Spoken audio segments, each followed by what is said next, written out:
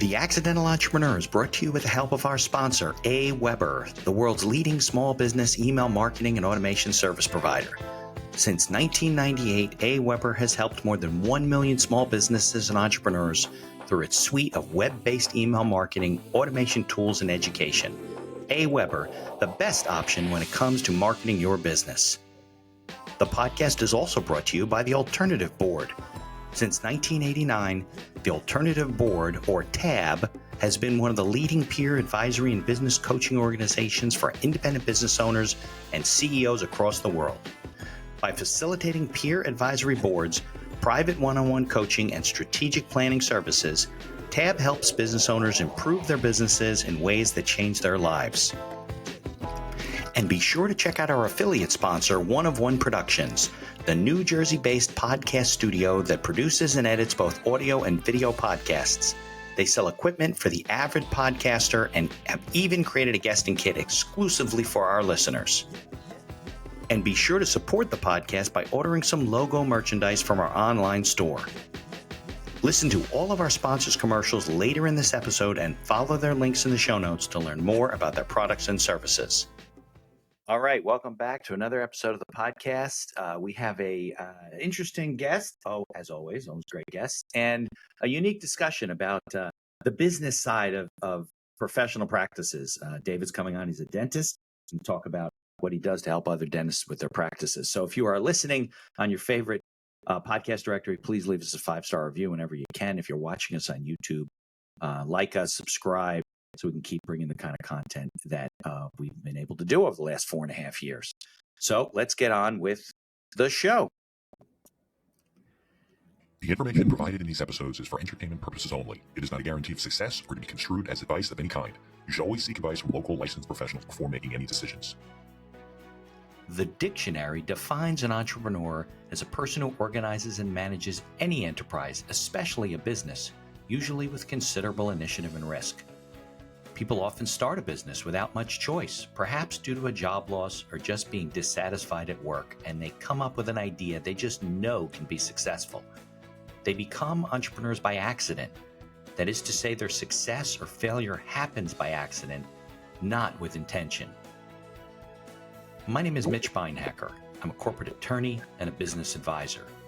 You're listening to The Accidental Entrepreneur, my podcast about how to achieve success on purpose, not by accident. Join me along with our monthly guests, where we share our knowledge and help you get a hold of your business. And now on to today's episode. All right, David Pearce. Dave, I forgot to ask you, where are you located? My wife and I live between Florida and Montana. So we have one daughter in each place. We have homes in both places. So right now we're speaking from Florida. Actually, we were in Montana a couple weeks ago for a couple of months. So yeah, so you awesome. Spend the summers in Montana and the winters more in Florida? Well, we're figuring that out. Yeah, that when we our house in Florida, we built both homes and they're both going on at the same time. And but the Florida one was ahead of the Montana one. So we felt like it should have been done last May. It got done in December. So my wife was adamant, like, I am not spending the summer in Florida. But house construction said, yeah, you are. And so we were all last summer. Yeah, we were all last summer, and she plays tennis like 3-4 days a week, and she played tennis every day. She's like, I love this Florida summer. Like, this is great. Like, so now that's so the other thing would be like, so what's a Bozeman, Montana winter going to look like? So we'll figure that out. Yeah. So I've been up to Bozeman and fished the Bitterroot Mountains for fly fishing. No, it's awesome. So awesome waters there.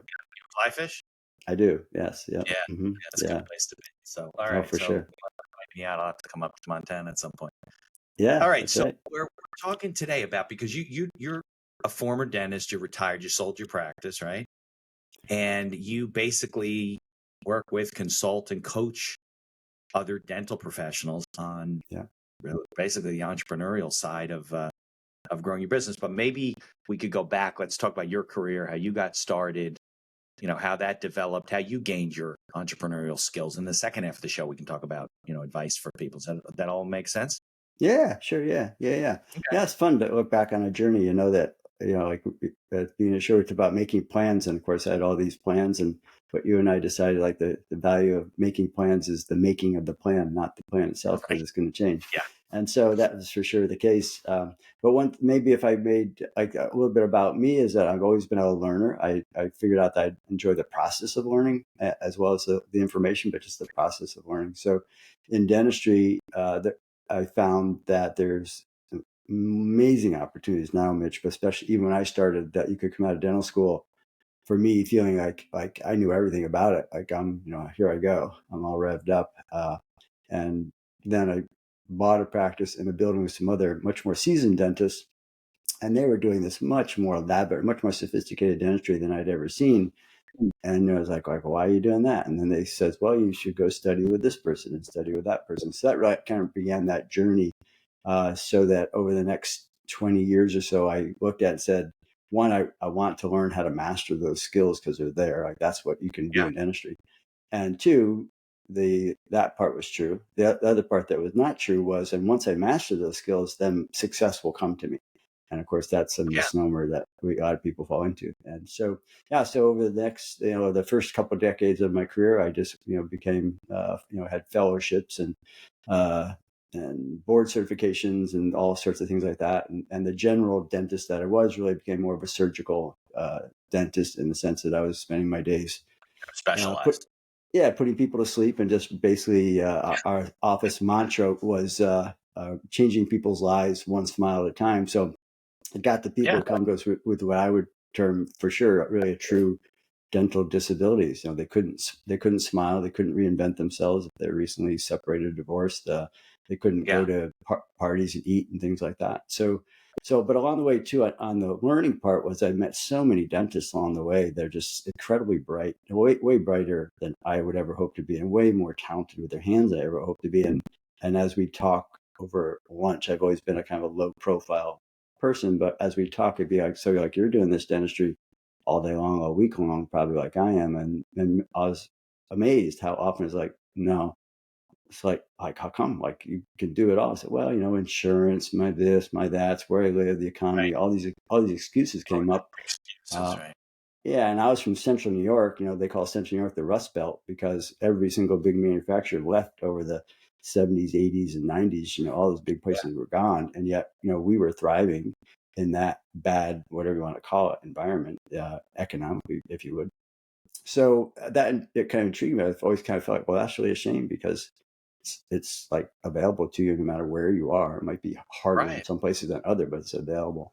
So there was that, and then someplace along the line, I realized, because I met more under the radar, that like I'm like you, where you're like, I would see you as like, hey, I'm going to run a podcast. I'm going to be out there. I'm going to be talking to people all the time. I'm not that. I'm not that person, And so, how do I influence the world? And somewhere along the way, somebody said, there's this phrase, David, do unto one that which you wish you could do for the world. And I kind of like latched onto that and said, like that, I can do that, So I mentor some, like through Big Brothers Big Sisters. I've had some mentorships that way with kids that have no father, and they're, as or dad's in jail, and all sorts of stuff. And so that kind of fit with after dentistry, after the clinical part. So I'm still a dentist, still licensed and so forth. I can do it anywhere. But I looked at it and said, the downside of dentistry as a brick and mortar is you got to be there. And my wife and I we're tired of New York State. We're tired of Central New York, in a sense, like it's a big world out there. Let's go to Florida, let's go to Montana, let's go to different places. You can't do that if you got to keep flying back to New York to work there. So the coaching thing, I'd been in a mastermind group for the last 8 or 10 years with a bunch of very successful dentists, talking about the business side always. It's just that's where we went to, And I found I was helpful in that group, and folks always said, like, you have an ability to take the complex, boil it down to something simple, come up with actionable steps that we can put into effect. And so I thought, why don't I marry those two? There's a lot of dentists out there that may feel like they don't want help, but they can't get where they want to get to. Yeah. So if they can get out of their own way and get some help from somebody, not necessarily me, but somebody, I could help some of those people. So that's been the journey. Yeah, it's been really great. And then dentist, you don't have the issues I have, right? Like if you're licensed to practice dentistry in New York, is it hard to then practice in Florida or Montana? I mean, the patient's issue aside, right? Yeah, sure. Could you open a new practice in Florida if you wanted to? Yeah, it's a really great question. And it's really pretty easy to do it. Most of the states in the U.S., with about an exception of about a handful, and Florida and Montana are two of the ones that's very difficult to do that with. They're kind of like, Really? we're not going to grandfather you in for anything. You got to do this, and all these different things. So it's the So same I can thing. still, There's a board you have to apply to and so forth, and yeah, they'll let you in. that's correct. Yeah. Oh, yeah. But without, not just because you want to write a check and say, I've been doing it for X number of years and I did all this stuff. They like, well, good for you, They but don't you're care. going to go through just like everybody else. Yeah. Yeah. Right. Yeah. Yeah. It's the same thing with the bar. You can't wave into Florida. You can't wave into California. You can't wave into a bunch of places. It's getting better, though. Maybe Montana anyway. But you still have the same issue, right? You'd have to start over. Your patients aren't moving from New York to go with you to Florida. So, even what's I with can that? do more. What's with Do that? no. Yeah, exactly. Yeah. Why won't Yeah. they follow me? Yeah. Right. No, and it's just a short little plane ride. Yeah. Yeah. So, yeah. So, and I honestly felt like I don't want to do the clinical part anymore. I have a daughter in Bozeman who's a dentist, and she's on, I would say, the same track as I am, because who knows? But she's, she worked with me for 4 years, so she understands all the stuff we were doing. She saw all that, and she got very, she got ignited underneath that. Looking like, that's what I want to do. Like that kind of stuff is what I want to do. Yeah. And so she said to me, "Oh, okay. So, Dad, like, why don't you come in? When I'm doing my first this surgery, that surgery, whatever it is, putting somebody to sleep. You could be there. You could be doing it." And I thought, like, is that like, why? Like, how do I can't say no to her? I'm helping her in all the right. Yeah, and she and I are super close. So so the idea of like all the hoops I got to jump to get a Montana license to do clinical, and then to do it very rarely, relatively. And then when I do it, it's be like, well, I haven't done this in, 6 months, 18 months, 3 years, whatever. It's like, am I the best person to be, so I can be there as a consult, as a, like, well, here's the ideas, here's what you should be doing. And she and I are still studying together. As a matter of fact, later this week we'll be at a surgical course together, just studying together, just for the fun of it, to be together and learn together. So, yeah. No, no, go ahead. No, I think I the idea of me picking up a drill or a scalpel again is like not going to happen. I don't want to do it. I don't want to do it. Yeah, right, leave it for somebody else. Yeah. Right. Yeah. I think as professionals, as a lawyer and you as a dentist and doctors and other professionals, we don't really, it's hard to figure out the whole part of how do I do this without me type of thing. That's what you said before. Yeah. Right. You said, the biggest problem with being a professional with special skills is that they need you to do the special skills. You can't, and the more specialized you become, the less easy it is to then bring in a young associate to take over your practice. If it's just, cleanings and fillings, I guess you could, right? You bring in a young associate who works for you for a long time, eventually takes over the practice. But if you're doing specialty work, you got to find somebody who can, step into your shoes. So at what point did you start making, and how is a better word, right? A better question. Did you start to make that transition and figure out, okay, how do I make this transition, get out of my practice, not being able to do it anymore? Do I just walk away, shut the doors, walk away, turn the lights off, give the keys back to the landlord? Or you spent a long time building a clientele? Right. Do you, so how'd you figure that part out? Because you seem to be a student of whatever it is you do. So, yeah. So, so I had a great plan. We talked about that, right? That would be That's right. Yeah. Yeah. So I was teaching at a local hospital, the treatment planning part. They needed somebody, and I was looking for a way to give back into that organization. So I thought, well, this is a perfect thing, because that's, I think many people look at dentists and say we get paid to do fillings, crowns, implants, whatever it is. But I would say, no, we should get paid to think. And people and press that upon patients, like, no, we're here, we're thinking, we're coming up with complex things. And so that was the idea. Like, treatment planning was part of their curriculum, and in that I was meeting students coming through, and so it was just I got to a point maybe like 4 or 5 years before I looked at it and said, my wife and I said, okay, so this will be our exit approximate date, this year, whatever that year was, 5 years before that. So we need to put stuff in motion. I personally had always looked at dentistry as more and more patients came into the office saying, we want to use your business for our dental services. Like you're trying to build your client base, numbers of people. So as at some point you reach the capacity of your facility, whatever that is, and then to me, the typical, I think, thing in dentistry is, well, then you bring in an associate, then you bring in this, and you get more people. And I always looked at it and said, like, I don't want more. Like, more is just more people that I have to try to, keep running at a high RPM. Yeah, right. It just gets more difficult. Responsible for it. Yeah, it's just harder to make that. If we looked at it and said, we want to have a really, really high level of clinical dentistry, but you know this, in any business, you're only as high as your weakest link. Like that's the level. So whatever level this is at, everything else is going to fall to that level, or you have to make it push that level. And certainly, the more people you get, the harder it is to get them all on board with that culture. And we were a little bit different in how we ran the office. There's no personal time, there's no personal vacation time, there's none of that. We were all there, nobody's there, because we figured out, like, we are our best when we're all here. And if somebody's on vacation, like, service is going to suffer. It's just right. So there's things about the culture that made it harder to bring. So anyway, we just looked at that. So we're just going to, we're going to add new people all the time, because when you totally restore somebody, they don't need me anymore. So we have to replace them. It's not like they're coming for cleaning every 6 months, right? You were doing reconstructive work, and then they go to the regular dentist after you're done. Many times, or even like you mentioned, they might be coming for the cleaning, but out of the cleaning, it might be like, they don't need any work. Like, you're done, you're set. Unless something very odd happens, you're all set. And so I think that so maybe this is harsh, I guess I'd say, but to some degree, as you raise the number, as you get bigger, you're going to have to discriminate against something, like somehow some group of people. Everything to everybody. You can only see so many patients. You only have so much capacity. It's just the reality of. I understand. And so I looked at that and said, that if I'm going to discriminate and I want to keep it small, the one way to weed people out is just say, no, not going. You can't come in. Which to me was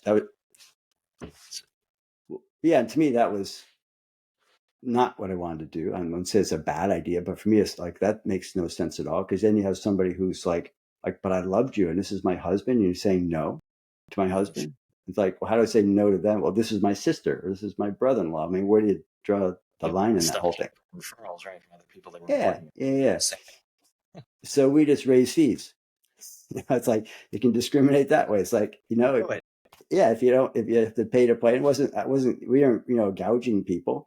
But at some point, like anything else, the market. So people would be like, you know what? It's not covered by insurance. Maybe I should go somewhere else. Yeah, right, which is fine. And and they're always willing to come back and revisit that decision if they want to. So that allowed us to keep that whole thing small, which was so that's how we kind of thwarted that growth. So we were at this point about 5 years ahead of time, and I looked at it and said, that I'm gonna bring in an associate that wants to learn quickly to become a partner, very small stake, but quick, so that, like, they knew this guy's actually real. He's going to sell me this place. And I looked and said, this person's actually real. They want to buy it. And it was right around that time that my daughter, who was going to school as a dentist in Salt Lake City, said, rather than, and they said, we love the West. We are going to live in the West. Like, this is where we want to be, is for sure. I mean, she and her husband grew up in New York State, where we were. Where in New York State were you, Dave? Outside of Syracuse. Sure. Okay. Yeah. Yep. And her husband was from northern New York, a bit north of there. Great guy. And so they said, so in my mind, it's like, okay, well, they're loving it out there. And when we went to visit, it's like, I can see why. Like, if you've been to Salt Lake City, it's like the mountains are like, Salt Lake, very nice. Yeah. Oh, it's gorgeous, and they just fell in love with everything about the West. And so it's like, okay, and then she said, but you know what? We think we're going to come back east for a while. I said, oh, well, what's that going to look like? She said, well, we're going to come back to Syracuse, and I want to do a residency program at a hospital there, which she ended up doing at the same hospital that I did mine in, just coincidentally. And so what do you think is going to happen after that? I said, well, maybe practice with you for a little while. We're going to end up out west, but practice with you. And so I thought, so if I bring in somebody to take over the practice, and then my daughter wants to practice with me, there won't be room for her. So it's either get rid of the guy that I promised is going to sell it to, for the sake of my daughter, who's going to go away. Point? No, I was right at that point. Like I actually talked to a guy, actually made an offer-ish to a guy, and he's like, "Yeah, I'm really interested. I want a mentor type person," and so forth. So Okay. anyway, long story short, he kind of went a different direction, and I said, "Good, that's great," because my daughter's coming in, so she practiced for 4 years, and during that time, the practice was for sale. But to your point, it had become a practice where not just anybody could step in to take it over because we created a niche, and so and that created a selling liability. Sure. But we worked our way through that, and in 2021 sold it. I got done seeing patients in 2022, and in the meantime, we were transitioning to Florida and Montana to live. And my daughter is in Montana now practicing, as I mentioned, and so all's well that ends well. Yeah. So how did you sell the practice then at that point? Did you find Yeah, I just went to a brokerage. okay. Yeah, I'd owned a practice in a couple of practices before. One in New Hampshire, another one in another part of New York. For New Hampshire for about 10 years, and then my wife wanted to move back to Syracuse, where she was from. So I was used to that process of what it looks like. Hire a broker, do this, do that. I didn't have some contacts with some of those folks. So the first one in New Hampshire was much more of a middle of the road type practice because I was earlier in that clinical journey. That Sure. sold quite quickly, and then the one in New York literally took 3 years to find a buyer. But Yeah. that's okay. Yeah. It is what it is. Yeah, worked out. It All worked out well. fun. Yeah, yeah, yes, exactly. Yeah. So there's different ways of going about it. Certainly, I think that the idea of bringing somebody in, to transition in, so that person knows it. That's certainly probably the easiest way to maintain the value of the practice. Really Right. kind of allow it to maintain some similarities of what it was before because they get assimilated into your culture and they make it their own eventually. But at least there's a gradual transition for patients and the team and so forth. So Right. Right. So uh, did you but so you did stay on for a while with the person who bought it for a little while to work with them? yeah, stayed on partly for that capacity. Although it's interesting, Mitch, I would think uh, that for a new person coming in, that they'd be like, yeah, I want you to stay on for like maybe a really long time, and almost never does it work that way. It's almost like after 2 or 3 months, it's like, okay, I got it, you can go now. It's like I see that all the time. So for me, it's more just finishing up these larger cases where people had said, I want you to do the work, David. One, and so didn't hire, but I hired you, David, to do the work, not somebody else, because it's pretty relationship based dentistry when people have that level of trust to let you do that stuff for them. Right. And two, a lot of times they had already paid ahead of time. That was kind of our part of our business model was let's incentivize people to pay for everything ahead of Oh, time. sure. Yep. So I owed them dentistry. They didn't owe me money. I owed them dentistry. So I wanted to make sure I was good on that. So yeah. So that took about six months or so to go take that group of whatever they were, 80 people or so down to zero. And that was good. Yeah. It was. Yeah. Right. Yeah, no, I Yeah. think that is the challenge of Can be. professional practices.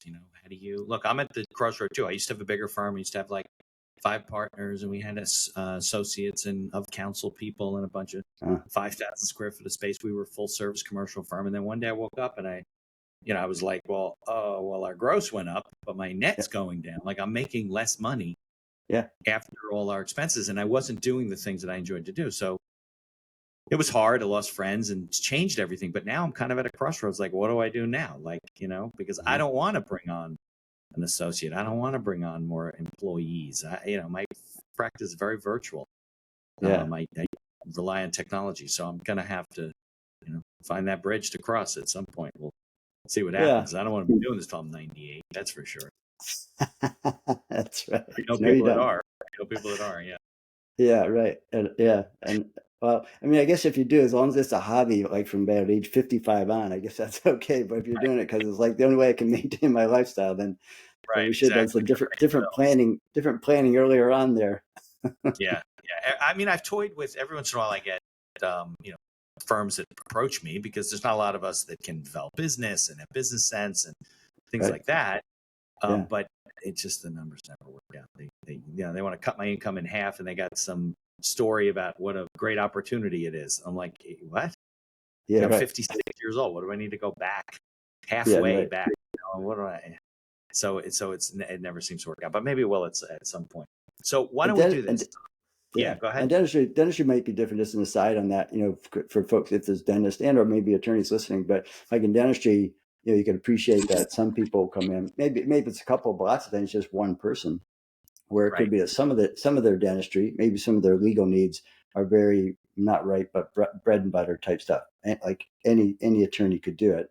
And then yet they also might have some other very specialized needs where they really need a Mitch to do it, or something special where they need Mitch to do it.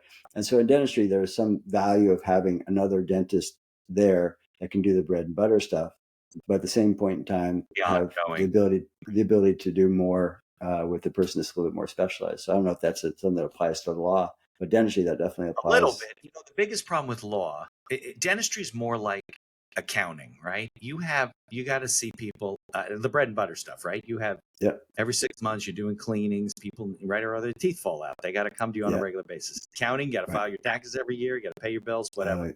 With law, I have some business owners that are on retainer, and I do things for them every month, but it's not, there's no triggering event where they have to come to me in April and they got to come to me in September, Right. Yeah. So it makes it more of a challenge. I'm not saying it's not doable, but it's definitely, that's interesting. It's definitely a way to look at it. Well, why don't we do this? Let's take a commercial break. I got a couple of people that pay me a little bit of money, and then we'll come back and we can talk about, the book you're working on. I think it's coming out soon, right? And the consulting you do and the advice for maybe not just dentists, but certainly for professionals as to, how to think of things as an entrepreneur as opposed to a professional. That's the argument. Great. Yeah, sounds good. Okay. Awesome. Yeah, great. A little bit of a commercial break. Sure. Here's a word from our sponsors. Looking to market and grow your business? Or perhaps you're just getting started and want to hit the ground running?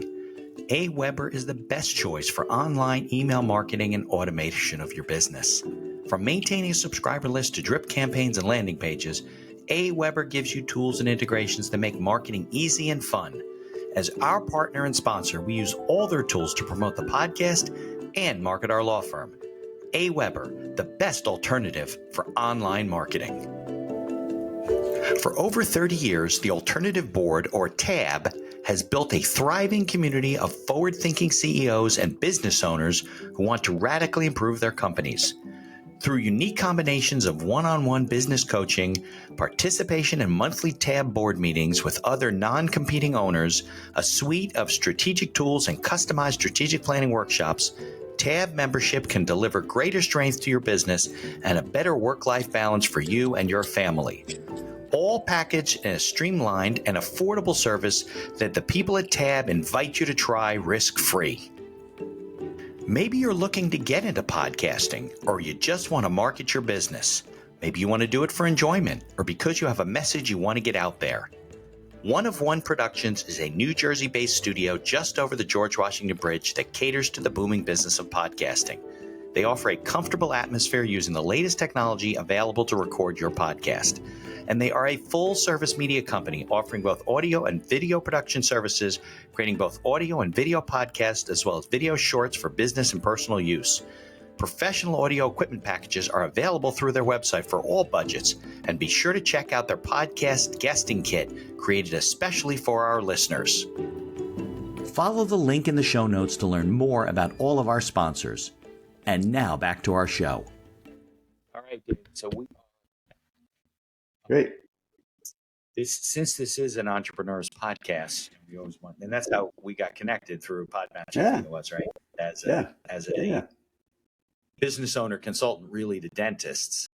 Tell me, let's talk about what that looks like for the average dentist, because I think a lot of dentists go into the practice of dentistry with kind of in the back of their mind, right? Like, well, eventually I got to run this practice and take it over, or go somewhere else and start a new practice, because it's kind of like the kind of thing that you guys do. There aren't a lot of, at least not near me, there aren't a lot of large dental practices. There are dental, there are practices like one major dentist, and then maybe, I don't know, an orthodontist in the practice, and then maybe one other young associate.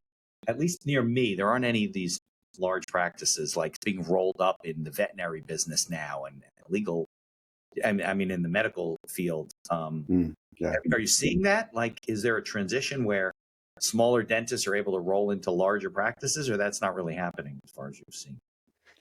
Yeah, it happens on the ownership side of it. I think that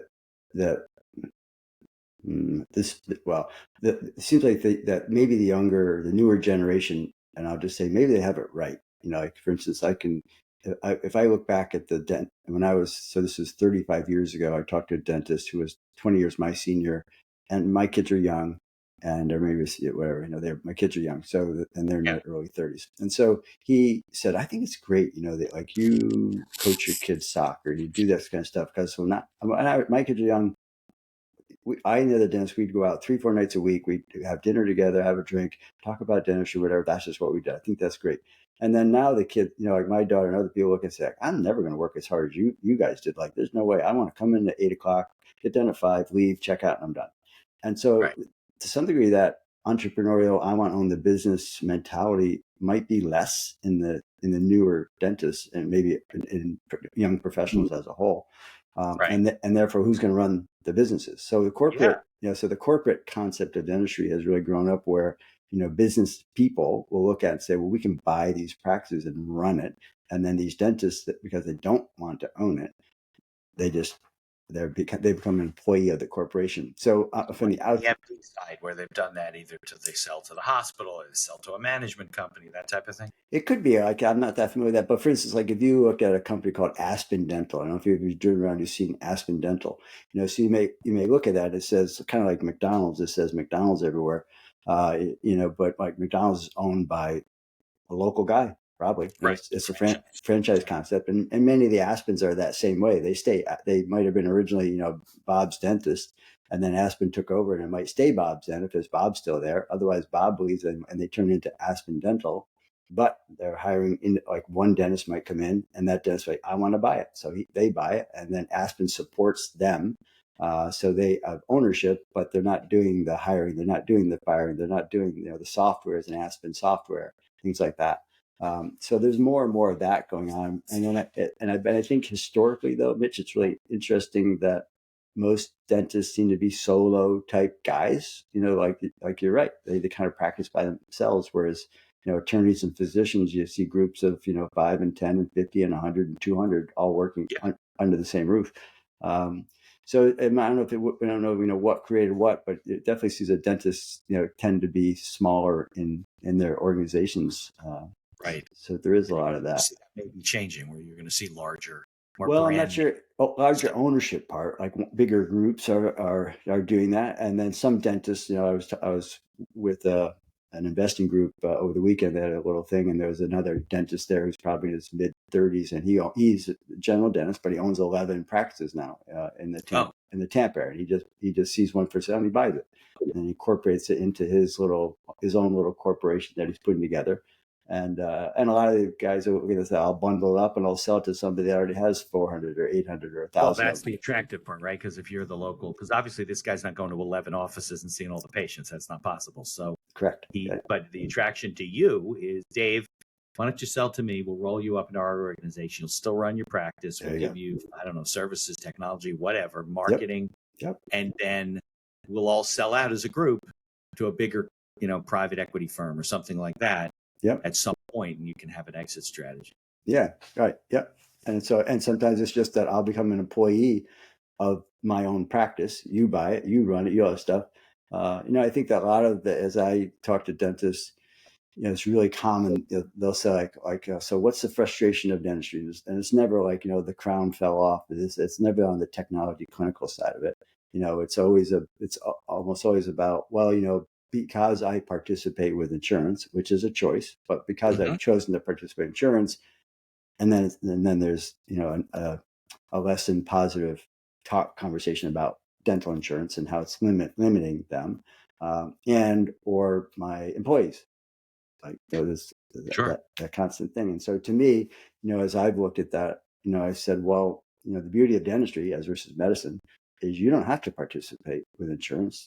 We had lots of patients with insurance, but they still paid what our fee was, and we just made arrangements for how they're going to pay the difference. And great. That's exactly what I do. Yeah, we'll get every cent we can out of your insurance for sure. We'll make sure you worked hard to get that benefit. We'll get it all. But on the other hand, that's not. I'm not going to limit the revenue and the profitability of the business based on that entity called insurance. It's just like if you went into network or whatever. Yeah, but in our area, the good dentists are not in the networks. just don't have to be. Yep. And then on the team side, to me, on the dentistry front, I know for me, my journey was just pitifully slow, because I figured like once I become a clinical master, all this other stuff's going to take care of itself. That was the big lie that I told myself, And then, when I figured out at some point along the way, with people probably hitting me with a club and saying like, the problem is the guy in the mirror, David, and you fix him and your business will get better, but it's never going to get better than him. So I had to become a much better leader, much better, understanding of that, and how do you have conversations, and how do you enter into a sales? How do you create a sales organization, in your office that actually is meant to help patients say, that whole like for you too. Like to me, it's like so somebody comes into a law firm, a dentist, they kind of know what you are before they go in there. You help them identify problems that they say, yeah, problem. And then you say, here's a solution. And they say, yeah, that's a solution. And then they say, no, I'm not going to do it. Like, you got to close them. Like, why did that happen? Like, why did you come here? So that idea of getting, a client of yours or a client of ours, whatever you want to call them, clients, patients, customers, to say yes to themselves, really, like, they're walking out with the legal agreement that they want. It's going to protect them. They're walking out with the dentistry that's going to fix their problems, fix their disabilities. So it makes no sense for them to say no. It just hurts them. Especially with the dentist. Like, what are you there for? You're there for because you got a problem. Something bothers you. You have an ache in your tooth, or you have a problem, whatever, and now you're not doing anything about it. Yeah, it doesn't. If you looked at it, and I've said this to so many people, and I don't know outside of dentistry because I don't have lots of people I talk to. But in dentistry, the idea of selling is like, you don't do that. Like, we don't sell. It's a horrible thing. Like, you can't sell anything. Right? People can buy. People can buy, but they didn't. I didn't sell anything. They just happened to buy. Yeah. So just getting over that and just saying, well, if a patient comes in and they say yes, and they say yes to whatever dollar amount that is, so that person's going to benefit. If you're doing really life-changing, significant stuff, they're going to benefit for years from that. Right. But the business, like the very next day, the business says, I got to find somebody else. Like we benefited for one day, and now we got to get that revenue again. Whereas that patient benefited forever. And if the patient says no, then for us it's like, well, they said no, so therefore that whole block of time that we were going to work on them is still open. Well, we can stick somebody else in there. So like we didn't really lose. We might stick somebody in there that's even more profitable than the person that said no. Right. And they walk away with nothing. So who's the big loser? Like they are. Right. Well, so, a lot of that's mindset, how you look at it. Yeah. If they say yes, they're the big winner. If they say no, they're the big loser. So why wouldn't we get good at helping people to get out of their own way and say yes? Like get really good at it. Make that your focus. So once I started looking at that and I just like internalized that and said like that's just not hype. Like that, if you're doing it properly, like I'm not talking about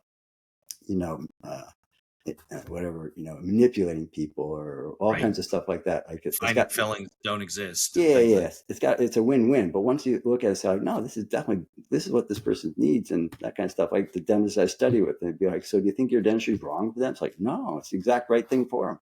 And when they say no, it's like, okay. It's like, no, it's not okay. We got to help that person. And then they go out and they do an RV, or they remodel their kitchen, or they're saving for a brand new car or whatever. It's like it's not that people are wealthy. I'm not saying that, but all the time people are able to take discretionary money and they can put it in different places in their life. And dentistry is competing against that stuff. It's not competing against food and water and shelter and things like that. It's just not. Right. No, absolutely. Yeah, so, I think a lot of it is helping people to get to say yes to the things that they know they should be or want to be doing. You just got to figure out how to make it, affordable for them. That's not. I don't think that should be an obstacle. A lot of it's mindset, I think. But do you find that is a common problem with dentists that they're either, I don't know if the word is right, afraid to ask for the sale, or don't really approach it from, hey, I'm helping these people. They look at it like they're asking for something and they're uncomfortable with it. Totally that, yeah. And I would say, it starts with the dentist leader, and then it goes right through the organization. So that for me, in our office, I think part of our success as once a guy in the mirror got better, once I got better and better and internalized, and your word mindset, I love that, Mitch, because that's totally what it is. Like, of course, it's between your ears is the problem. It is. Right. Yeah, that's right. It's a big problem. You don't have to take them to get them a mental surgery where they had to put a drill in their brain and fix something. It just No. was, yeah, Right. it's how Yeah. they look at things. That's the problem, right? Yeah. And dentistry as a profession, I mean, we got involved with dental sleep medicine, which is really is a medical service, medical treatment, for dental sleep apnea or for sleep Mm-hmm. apnea, and dentists are getting involved with that. So we got involved with that, and therefore, for a short while, we had a very robust program, and then I decided like it just didn't fit, so we just shut it down. But while we were doing that, like we were in the medical community, like working with sleep physicians and EMTs and all these different people. And for them, like success was 50% better. Like you can make somebody 50% better. That's medical success.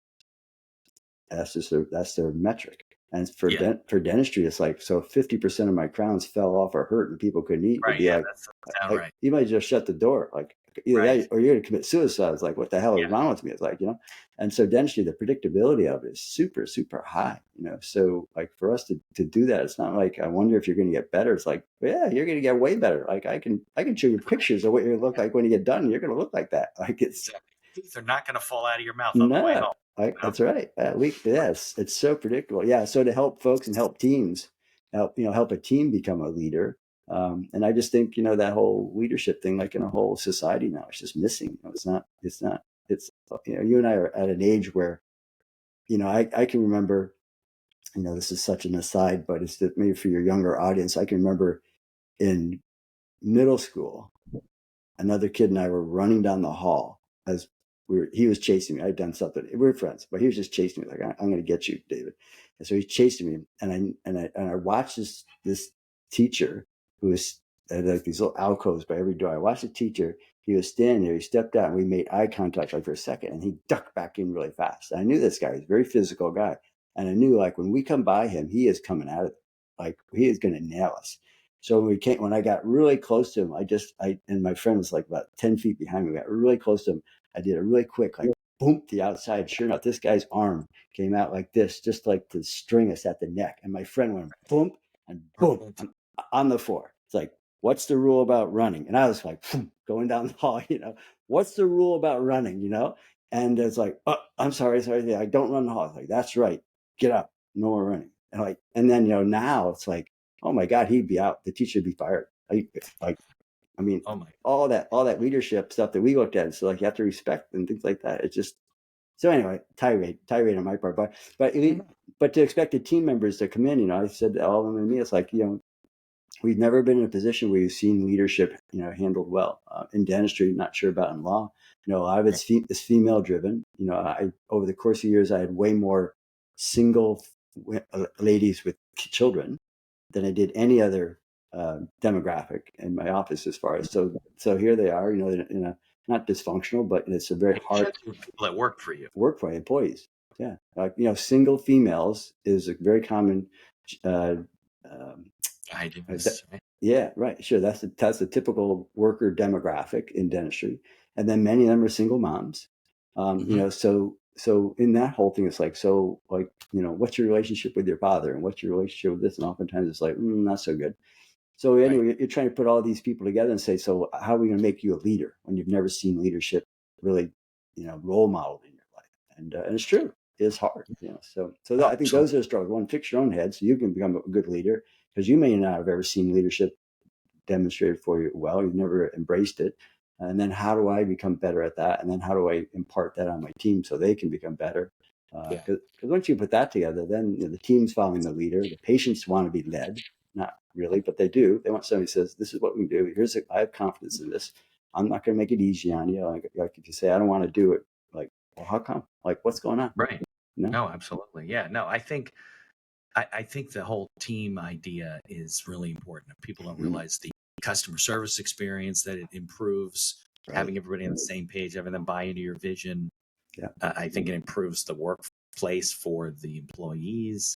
Feeling like they have a purpose, they know what the hell's going on. And I think, especially in professional practices, I miss that a lot. You go to law firms and it just doesn't look like anybody knows what they're doing. You walk in, the customer experience should be the same when they walk in. They should be greeted and this and that and put through this process and learn to feel comfortable. And intake the same way, right? Especially with dentistry. I mean, you're going, somebody's sticking their hands in your mouth and they're going to drill holes in your head, and all these machines that vibrate and stuff like that and make it.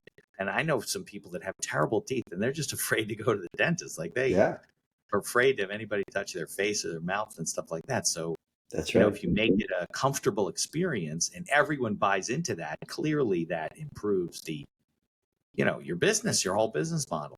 Exactly right. But you're right. I guess a lot of people coming out of dentistry school, they just like law school too. I'm going to go get a job. What do you mean? I'm going to be a dentist. Yeah. No, you're not. You're going to be a business owner who also fixes people's teeth. There you go. That's right. Yeah.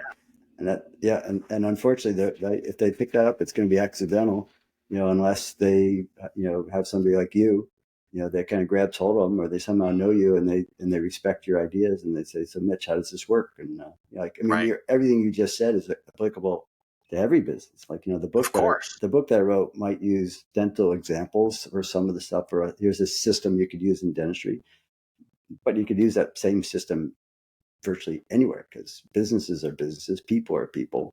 Doesn't matter what kind of service or product your end user is getting. It's how you get there is going to be the same almost all the way through. So Absolutely. You're spot on with all the stuff you just said. It's the same tool. So the ironic thing is, it's not like somebody has to have an epiphany in life and get lucky enough to meet you or me, because it's going to be their only chance to be successful. It's all out there.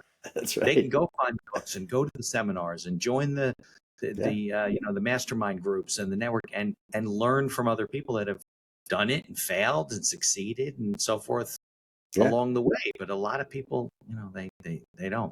I mean, people you reach will be 20% of the 80-20 rule. That's basically it.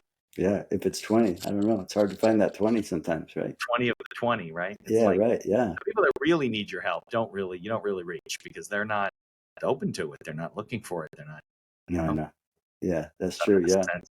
The irony of it. But the fun about coaching for me of people is and I even like in my presentations, I try to be really transparent about everything. Our personal finances, it's like, it's just numbers. It is what it is, and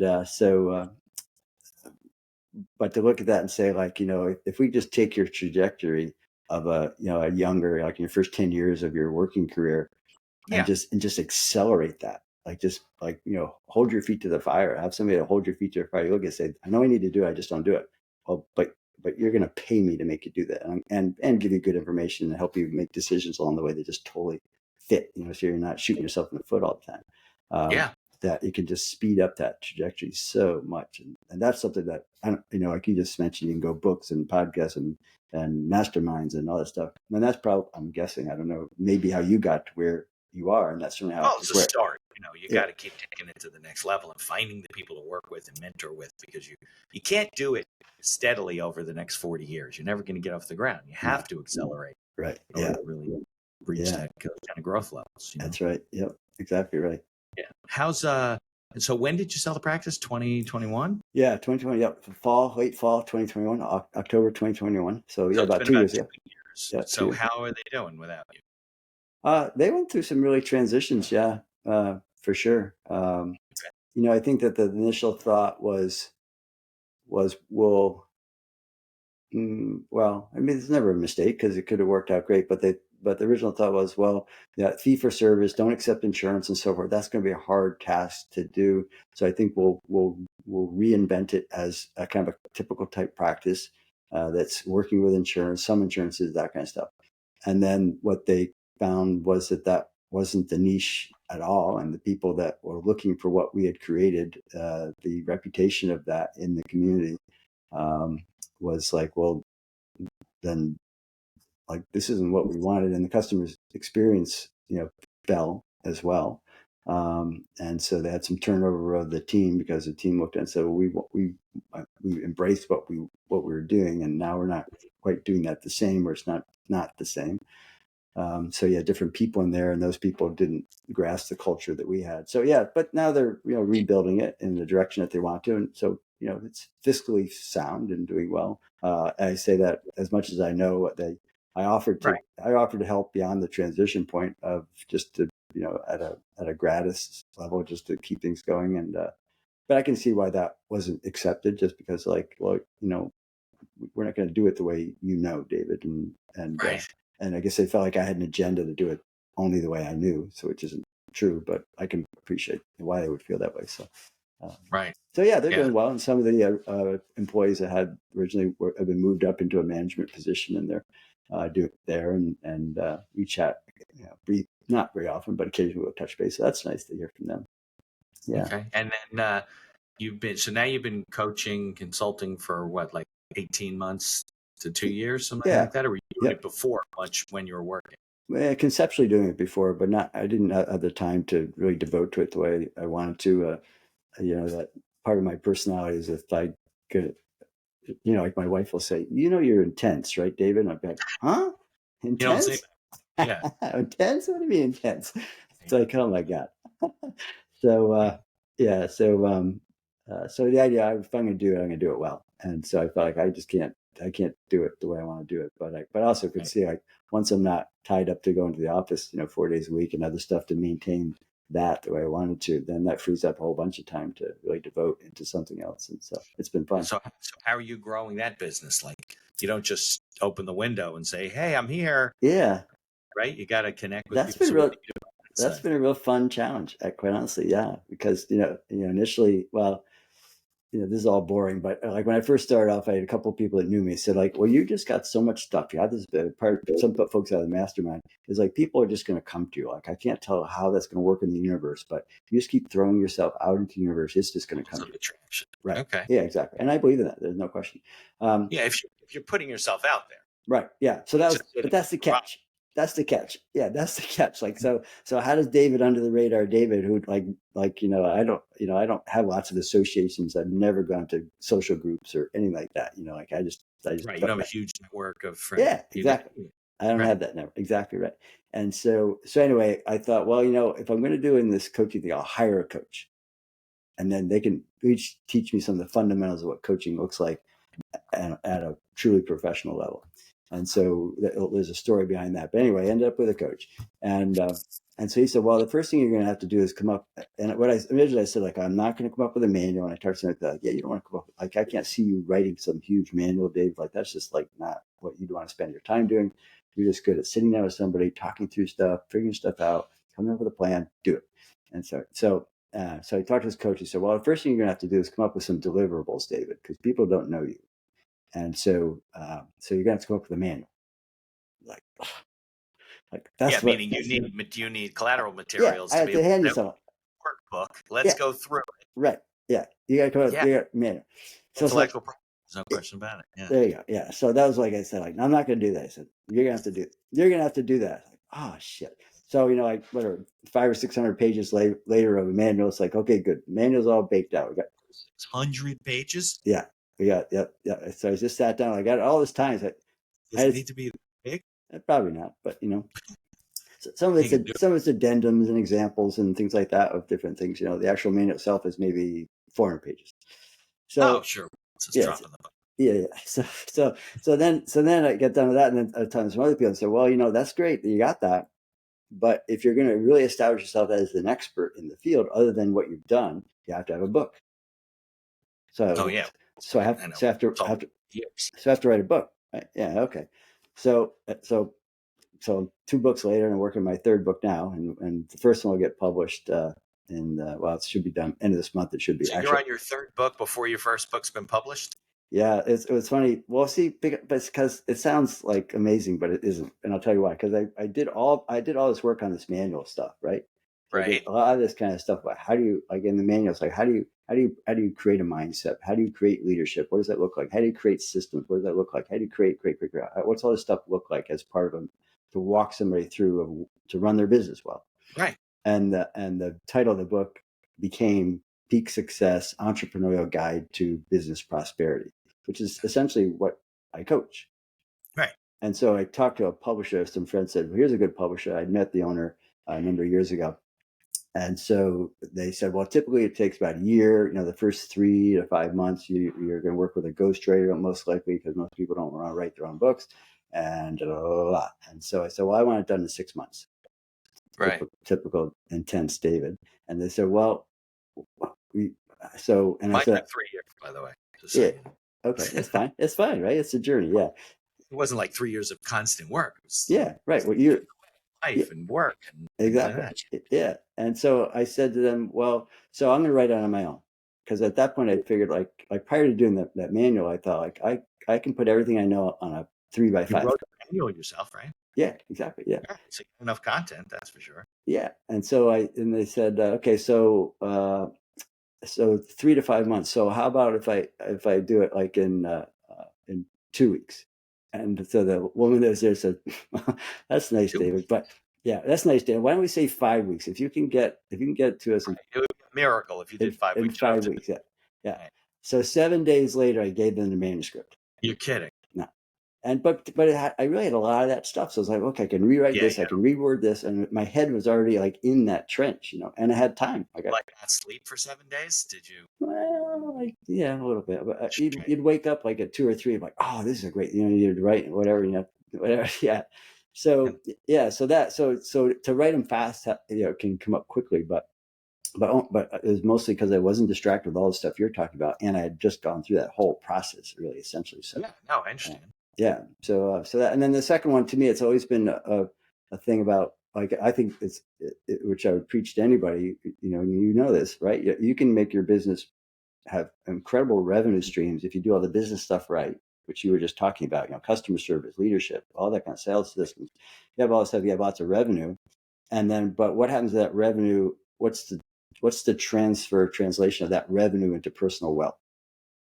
Like, that's the second book you're working on? And that's the second book and that's done. And it might just stay as an ebook type thing. I'm not sure what I'll do with it. So that's done and it's ready to go. I went online to like a service publisher type one to go through and edit it for me and that kind of stuff. And so like an on-demand type of thing. You don't have to keep like a warehouse of books. Yeah.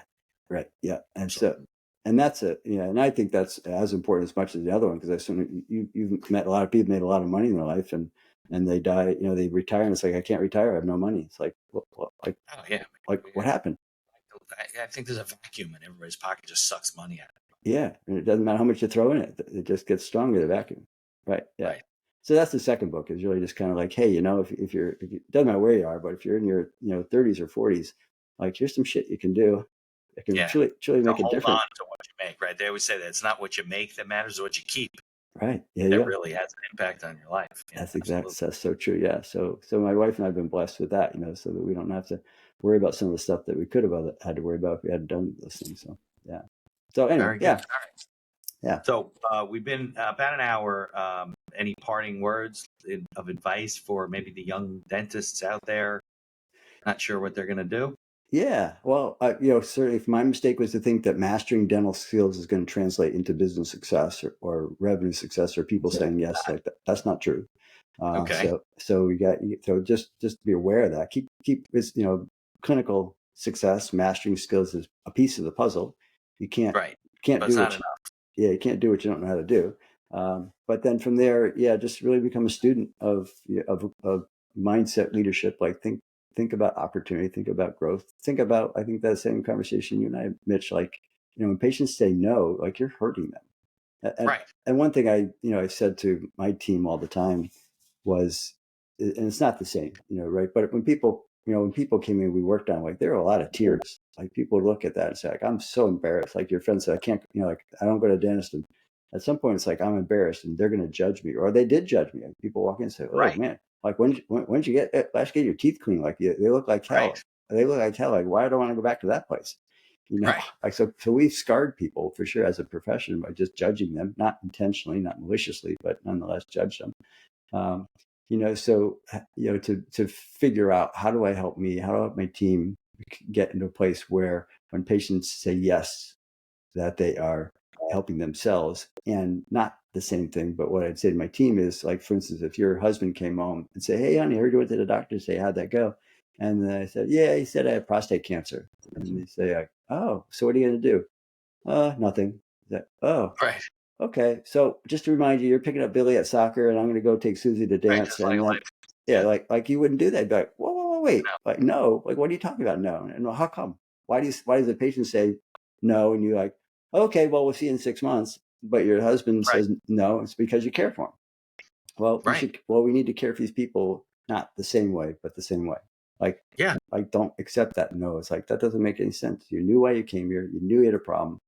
Have I done something wrong? Have I judged you? Have I done anything like that? And if the answer is no, you got to help me understand this, Mrs. Jones, because this is going to change your life if you just listen to me. And absolutely. Well, it's definitely changing from, you're asking people to do something for you, then you're helping them. That's what you're a professional for. That's so you it. should Exactly take right. that approach. Well, I can't thank you enough. I'm sorry it took us a little while to get together. We had to reschedule a couple times. Oh, no worries. Yeah. We will put a link in the show notes to the book. Awesome. When it comes, is it out yet or not? No, they said end of October, but to me that means probably like middle of November. Things always get pushed off a little bit. The podcast will be out in several months, so when it comes out, put a link in the show notes. People can buy the book, and I appreciate Dave giving me not only a good conversation about entrepreneurship, but a different view of the dental profession and where it's going today. So awesome. Yeah, thank you for your time, Mitch. Yeah, it's a great show. I'll go to credits and stick around. Awesome. Sounds good. Thank you for listening to this episode of The Accidental Entrepreneur. Opening and closing music written and performed by Howie Moskovich and made to order music. For information about Howie and his music services, please follow the link in our show notes. If you like the podcast, please tell others about us. You can find us on Apple Podcasts, on Amazon Music, Spotify, Google Podcasts, and most of the other podcast directories. If you like what you hear, please leave us a 5-star review and feel free to share our episodes on social media. If you have any questions or comments, ideas for the show, or you'd even like to appear as a guest, reach out to us by email at info@beinhackerlaw.com. The Accidental Entrepreneur is hosted by Mitch Beinhacker and produced by Beinhacker Law. If you'd like to learn more about our business and legal services, you can find us on social media or visit our website at beinhackerlaw.com. Thanks for listening, and be sure to subscribe to our feed to be notified of all future episodes.